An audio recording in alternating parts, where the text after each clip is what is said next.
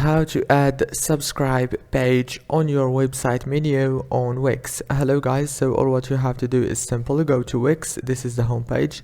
Now go to the top here, click on add and click page right here. Now after you click page, all what you have to do is simply go down here and click on the subscribe. Now choose a template from here. You have many templates, for example this one, and wait a few seconds. Now as you can see, the subscribe page it's ready, as you can see right here.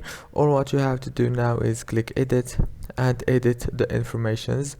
You can change the picture and change the title, the paragraph, and all those things. If this video was helpful, please don't forget to like and subscribe, and thank you so much for watching this video until the end. See you later.